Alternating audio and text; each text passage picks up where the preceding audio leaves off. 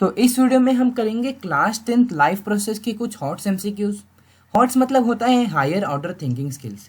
तो ये कुछ इंपॉर्टेंट एमसीक्यूज होंगे और हम सिर्फ 10 एमसीक्यूज करने वाले हैं, लेकिन ये 10 के 10 एमसीक्यूज इंपॉर्टेंट होने वाले हैं। तो बिना कोई टाइम वेस्ट किए हम स्टार्ट करते हैं। तो फर्स्ट एमसीक्यू हमें क्या दिया गया है, glycolysis is process occur in which part of the cell. तो जो ग्लाइकोलाइसिस प्रोसेस होता है वो कौन से सेल के पार्ट में होता है वो हमें पूछा गया है। अब ऑप्शन देखते हैं, साइटोप्लाज्म, न्यूक्लियस, माइटोकॉन्ड्रिया या क्लोरोप्लास्ट। तो आपको ये करने के लिए आपको सिर्फ 4 सेकंड दिए जाएंगे क्योंकि ये सिंपल है।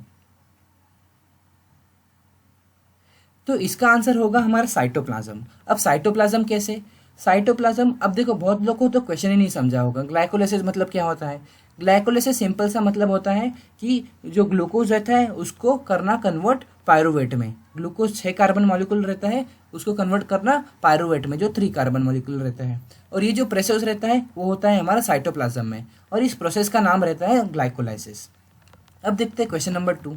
क्वेश्चन नंबर 2 है, in a closed circulatory system blood is completely enclosed within. तो ये जो आंसर है ये बहुत ईजी आंसर है। इसके ऑप्शन देख लेते हैं, वेसल्स, हार्ट, स्केलेटन, सिनेसिस। तो देखो इसका आंसर हो जाएगा हमारा हार्ट। अब देखते हैं क्वेश्चन नंबर 3। अब देखो अब इधर से हमारा स्टार्ट हो जा रहा है असर्शन एंड रीजनिंग। तो इसके पहले रूल्स देख लेते हैं।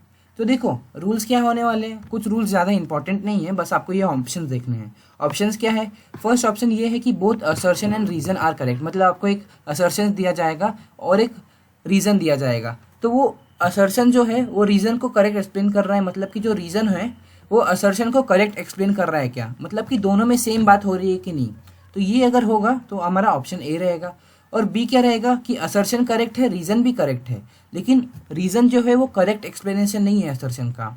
और सी क्या है, असर्शन करेक्ट है लेकिन रीज़न फॉल्स है, मतलब कि इनकरेक्ट है। और डी क्या होगा कि असर्शन इनकरेक्ट है और रीज़न करेक्ट है। तो ये 4 ऑप्शंस होने वाले हैं। जिनको पता है वो सबको पता रहेगा इस टाइम पे, क्योंकि ये बहुत टाइम से आ रहा है। तो स्टार्ट करते हैं अब क्वेश्चन नंबर 3 से। तो क्वेश्चन नंबर 3 को क्या दिया है, all protein in our food are digested in small intestine only. तो ये हो गया हमारा असर्शन। अब रीज़न देखते हैं, the protein digestion enzyme are release on to small intestine. तो ये जो असर्शन और रीजनिंग है, अब इसका ऑप्शन जो है मैंने आपको पहले दिखा चुका है। तो आपको 5 सेकेंड देता हूँ ये भी करने के लिए। तो इसका आंसर हो जाएगा हमारा ऑप्शन डी। ऑप्शन डी क्या था, the statement of the assertion is false but the reason is true. अब देखो all protein in our food are digested in small intestine. तो क्या सारे प्रोटीन जो हमारे फूड में रहते हैं वो सिर्फ स्मॉल इंटेस्टाइन में डाइजेस्ट होते हैं? ऐसा तो नहीं है। स्टमक में भी हमने देखा था, स्टमक में कौन डाइजेस्ट करता है उसको, तो रहता है पेप्सिन। पेप्सिन डाइजेस्ट करता है प्रोटीन को। तो मतलब ये क्या हो जाएगा, असर्शन है वो इनकरेक्ट हो जाएगा। अब देखो the protein digestion enzyme are release on to small intestine, हाँ ये करेक्ट है। अब देखो इसलिए हमारा रीजन करेक्ट है, इसलिए हमने ऑप्शन डी चुना। अब देखते हैं next question number 4। Question number 4 भी हमारा असर्शन एंड रीजनिंग है। तो देखते हैं क्या दिया है, when air is pass through lime water turns milky. ठीक है, रीजन देखते हैं, air contain 78% of nitrogen and 21% of oxygen. ये भी ठीक है। अब ये जो दो हमें असर्शन और रीजनिंग दी हैं, इसके सेम टू सेम वही ऑप्शंस हैं। तो आपको इसको भी करने के लिए 5 सेकंड मिलते हैं। तो इसका ऑप्शन हो जाएगा हमारा बी।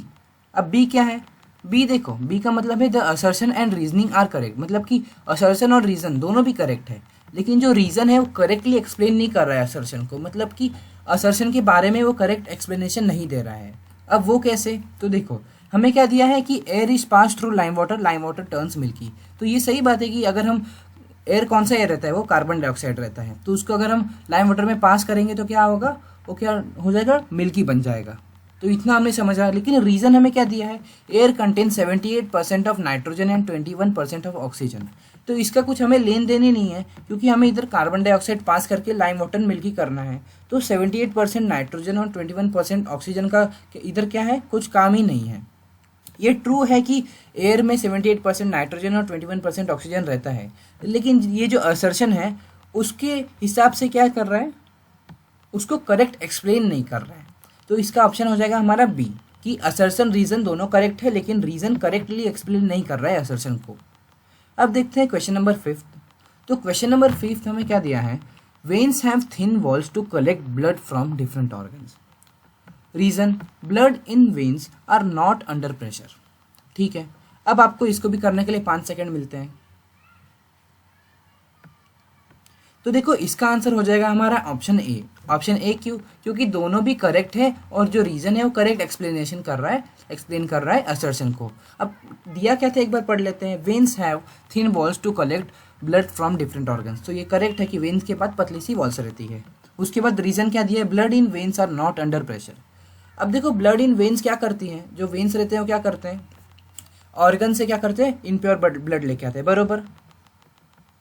तो उनको प्रेशर की क्या ज़रूरत है? उधर उनको प्रेशर नहीं चाहिए, तो ये भी रीज़न भी करेक्ट हो जाएगा। तो असर्शन और रीज़न दोनों भी करेक्ट है और रीज़न करेक्ट एक्सप्लेन भी कर रहे हैं असर्शन को, तो इसलिए हमारा ऑप्शन ए हो जाएगा।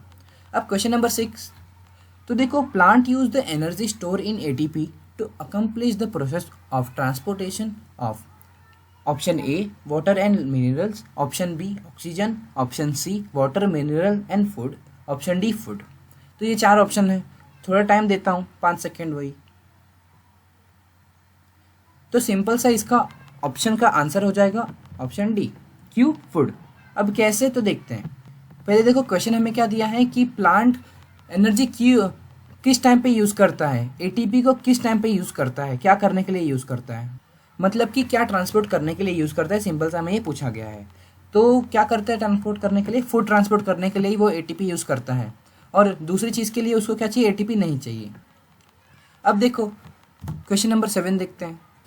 क्वेश्चन नंबर 7 हमें क्या दिया है? The vein which bring clean blood from the lungs into heart is known as. तो ये सिंपल सा आंसर है, आप दे सकते हो pulmonary vein, hepatic when, superior vena cava, pulmonary artery. तो ये 4 ऑप्शन है, इसमें से आपको कुछ एक सिलेक्ट करना है। तो सिंपल सा इसका आंसर हो जाएगा, वो हो जाएगा हमारा पल्मोनरी वेन्स, जो क्या करता है? जो क्लीन ब्लड जो रहता है वो हार्ट तक लेके आता है। अब देखते हैं नेक्स्ट जो है हमारा क्वेश्चन नंबर 8। क्वेश्चन नंबर 8 हमें क्या दिया है? Which of the following is not a digestive enzymes contain in pancreatic juices.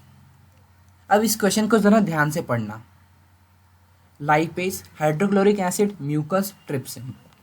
Question को वापस बोल रहा हूँ, रिपीट कर रहा हूँ, वापस ध्यान से पढ़ना। और इधर इसके ऑप्शंस दिए हैं। तो इसका आंसर हो जाएगा हमारा ऑप्शन सी। अब ऑप्शन सी कैसे? अब बहुत लोग मेरे को पता है गलती किए होंगे। क्या गलती किए होंगे? कि ये नॉट पढ़े ही नहीं होंगे। बहुत लोग पहले ही दूसरे आंसर पे कूद गए होंगे। सब लोग सोचे होंगे कि क्या है डाइजेस्टिव एंजाइम जो पैनक्रियाटिक जूसेस में रहता है। अब सबने गलत कर दिया होगा, बहुत लोग ने गलत किया होगा मोस्टली। नॉट सबको पढ़ना है, इसलिए क्वेश्चन 2 से 3 बार आप पढ़ा करो। अब क्या प्रेजेंट नहीं रहता है? तो क्या प्रेजेंट नहीं रहता है? हाइड्रोक्लोरिक एसिड और म्यूकस, ये प्रेजेंट नहीं रहता है। और क्या प्रेजेंट रहता है पूछा होता है तो फर्स्ट और फोर्थ हो जाता है इसका आंसर। और इसका आंसर आपने भी दिया होगा। जिसने भी गलत किया है वो इधर सुधर जाओ कि नॉट को पढ़ते रहना है। पूरे क्वेश्चन को 2 से 3 बार पढ़ ला करो। अब देखते हैं क्वेश्चन नंबर 9। क्वेश्चन नंबर 9 हमें क्या दिया है? Movement of synthesized product from the leaves to the roots and other parts of a plant body take place through the phloem. This process is known as translocation, transpiration, transportation, excretion.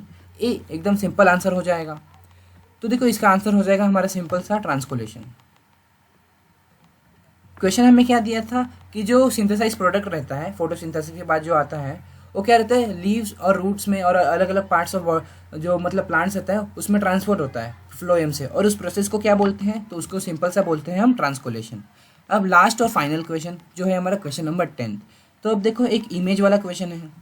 The image show the excretory system in humans. तो ये image हमको दिखा रही है excretory system के बारे में। What is the importance of label part in the excretory system. अब ये जो पार्ट एक्स है, जो एक्स हमें दिखाया गया है, इसका क्या इंपॉर्टेंट रोल रहता है? तो वो हमें पूछा गया है। अब ये जो एक्स पार्ट का नेम है वो आप मेरे को कमेंट सेक्शन में बताओगे। ऑप्शन देखते हैं। A, it produce urine. B, it filters waste from the blood. C, it stores the urine till urination. D, it carries urine from the kidney to the outside. तो इसका option का answer क्या हो जाएगा? इसके लिए भी 5 सेकंड ले लो। तो सिंपल सा इसका आंसर हो जाएगा ऑप्शन सी, जो है हमारा ये यूरिन को स्टोर करके रखता है। अब ये जो एक्स पार्ट है उसका नाम क्या है वो आपको बताना है। तो अब देखो यहाँ तक हमारा हो गया पूरा। जो 10 के 10 क्वेश्चन थे हमने कर लिए। अब क्या करना है आपको, आपको कमेंट सेक्शन में बताना है कि आपको 10 में से कितने मार्क्स मिले। और अगर आपको ये जो सेशन था, एमसीक्यू सेशन था, वो अगर आपको अच्छा लगा हो और आपने कितने मार्क्स पाए वो आपको कमेंट सेक्शन में ज़रूर बताना है। अगर आपने 10 में से 10 पाए मतलब आपका ये जो चैप्टर है वो एकदम अच्छे से हो गया है, आपको सिर्फ एक बार रिवाइज करके एग्ज़ाम दे सकते हो आप।